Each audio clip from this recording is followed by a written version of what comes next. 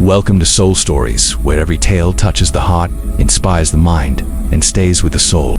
The little girl stood at the counter, barely tall enough for her eyes to peek over the edge. Her tiny hands clutched a loaf of bread and a small carton of milk, as if she were holding the most precious things in the world.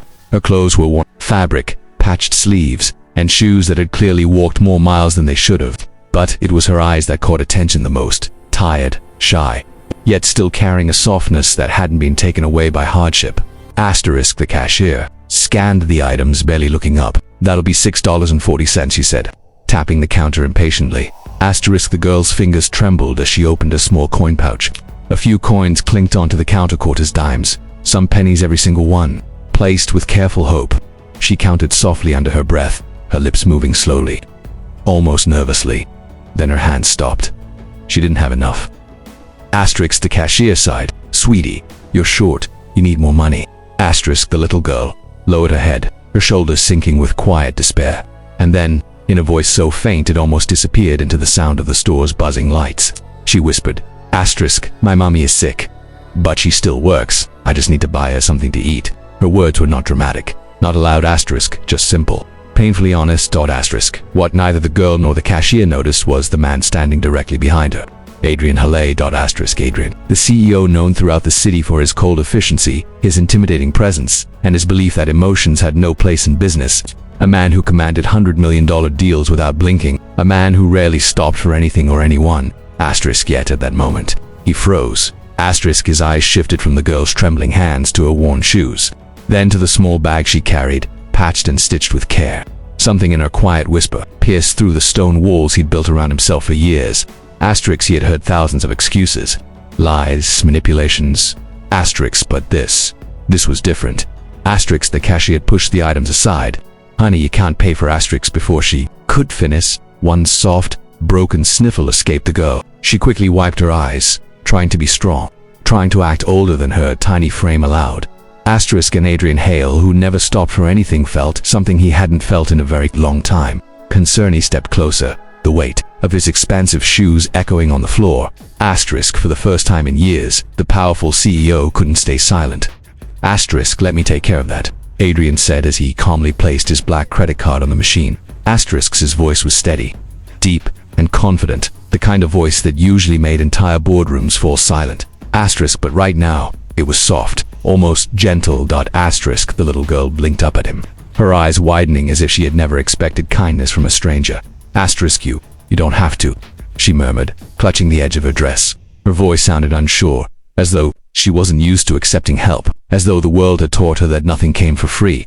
Adrian knelt down so he could look her in the eyes. It was a strange sight, an impeccably dressed CEO in a sharp suit kneeling on a grocery store floor for a child. People in line stared, murmuring amongst themselves, surprised that he, of all people, would do something so humble. "It's all right," he said. "I want to help. What's your name?" "Lila," she whispered, her fingers tightening around the bag holding the bread and milk. "Lila," he repeated softly as if testing the name. "Where is your mom? Is she waiting for you?" The girl nodded, then pointed toward the glass door at the laundry shop across the street. She hesitated before continuing, her voice becoming even smaller. "She's very sick right now. She coughs a lot. She gets dizzy too, but she won't stop working." Lila swallowed hard, trying not to cry. "Because we need money. She says we don't have enough for medicine, though. She keeps going." Adrian felt something tighten painfully in his chest. He had heard sad stories before: employees begging for time off, strangers asking for donations, children selling flowers on corners. But somehow, hearing this from a tiny girl with trembling fingers felt different, more real, more personal. It brought back memories he had buried deeply, memories of a woman who had worked herself sick just to feed her son. Memories he avoided because they reminded him of where he came from and what he had lost. He recognized the exhaustion in the girl's eyes. He recognized the desperation behind her mother's sacrifice. And he recognized the fear of a child trying to be brave. She shouldn't have to work if she's that sick, he said quietly. She won't listen, Lila whispered. "She says if she stops we won't have a place to live." Adrian closed his eyes for a brief moment, steadying the emotions rising inside him. When he opened them again, his decision was already made. He stood up, placed a firm hand over his expensive card, and said gently but firmly, "Lila, take me to your mother." "Oh, we need to be careful, sweetie. Things are a bit complicated right now." "It's going to be okay. We're here for you." Adrian followed the little girl across the street, his long strides careful so he didn't overwhelm her. Lila walked quickly, as if every second mattered, and he sensed a hidden urgency in her steps. The late afternoon sun cast long shadows on the cracked sidewalk, making the small laundry shop appear even older and more fragile than it already was. The front door creaked as Lila pushed it open. Asterix inside. The warm air was thick with the smell of detergent and steam. Asterix, the machines rattled, weakly, some shaking violently as if they were on the verge of collapsing. The fluorescent lights flickered overhead, casting a pale glow on the cramped space. Asterisk, and there, hunched over a basket of clothes, was her mother. Asterisk, she was pale, too pale. Her face carried the exhaustion of someone who had fought too many battles. Alone, sweat clung to her forehead. Every breath she took was shallow, shaky, and every few seconds a harsh cough shook her entire frame. Asterisk, Mom, Lila said gently. Asterisk, the woman turned, forcing a smile that barely held together. Lila, sweetheart, you're back, Asterisk. But when she tried to stand and greet Adrian, her knees buckled. She reached for the counter, her hand trembling, but missed it completely. Asterisk, Adrian stepped forward instantly, catching her before she hit the ground. Asterisk, you shouldn't be working, he said firmly, though his voice held more concern than reprimand. Asterisk, she tried to pull away, embarrassed. I'm fine, she whispered, breathless. I just stood up too fast. Asterisk, her cough interrupted her words, sharp and painful. It echoed through the tiny shop, a sound that told Adrian more than she ever could. Asterisk, you're not fine, he said, helping her sit on a nearby chair. Asterisk, her eyes dropped to the floor. Shame, fear, exhaustion, all mixed together. I have no choice, she whispered. There's rent, and Lila needs food, school fees. I can't afford to rest. If I stop working, everything falls apart. Asterisk, Adrian looked around the shop slowly, taking in every detail. Asterisk, the washing machines were old, some held together with tape, the counters were worn, the walls were cracked, and on a small board near the office door, bills were pinned and paid utility notices, overdue repairs, warning letters from the landlord. He had seen struggling businesses before, but never one run by someone so sick, so desperate, and yet so determined. Asterisk, not anymore, he thought.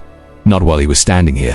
Not while a little girl carried bread and milk with trembling hands. Asterisk, not while a mother worked herself into the ground to survive. Asterisk, for the first time in years, Adrian Harley felt something powerful move inside him, a resolve born not from business, but from humanity. Asterisk, he knew what he had to do. Asterisk, the next morning, sunlight slipped gently through the thin curtains of their small apartment. The mother slowly opened her eyes, her body heavy with fatigue. For once, the laundry shop wasn't the first thing on her mind. Instead, she felt a strange sense of calm, almost like the world had paused for her. Asterisk. Then came a soft knock at the door. Asterisk, Lila rushed from her tiny room, her messy hair bouncing as she ran. Mom, someone's here. Asterisk, before the mother could even stand fully upright, Lila opened the door and froze. Asterisk, standing in the hallway, dressed in a crisp suit but wearing the warmest expression she had ever seen on a stranger, was Adrian Harley. Asterisk, he wasn't alone. Asterisk, in his hands, he held a folder filled with official-looking documents, each stamped and signed. Asterisk, good morning, he said gently. May I come in? Asterisk, the mother's eyes widened. She instinctively tried to fix her hair, hide her exhaustion, look presentable, but she quickly gave up. Her illness, her struggles, they were written all over her. Asterisk, Adrian stepped inside without judgment. He placed the documents on the small, wobbly dining table. I bought the laundry shop, he said softly. The mother blinked, stunned. You what? Asterisk, I bought it, he repeated, pulling out a chair for her. Starting today, you don't have to work there. I've already arranged for a full team to manage it. The place will be renovated, repaired, and fully staffed. Tears welled up in her eyes, confusion and disbelief swirling together. But why? She whispered. You don't even know us. Adrian hesitated for a moment, then spoke with a sincerity she hadn't expected. Yesterday, your daughter told me you were sick. I saw you barely able to stand. I saw the bills. I saw how hard you're trying. Alone, his voice soft. No mother should have to fight that hard just to survive. Asterisk. The mother's lips trembled. She covered her face with her hands as the tears she'd held back for months finally escaped. Asterisk, and you, Adrian continued, turning to Lila with a gentle smile, will never have to worry about food or medicine again. Your mom will get treatment, proper rest, and whatever help she needs. Asterisk, Lila's eyes shimmered with joy. Without hesitation, she ran to him and wrapped her arms around his waist. Asterisk, thank you for helping my mommy, she whispered, her voice muffled against his coat. Adrian froze for a split second. No one hugged him like that, but slowly, almost shyly, he placed a hand on her back. Asterisk, a smile, genuine, warm, and filled with something long forgotten, spread across his face. Asterisk, for the first time in years, he said softly, I'm doing something that truly matters. Asterisk, he looked at them, both. Asterisk's family is worth protecting.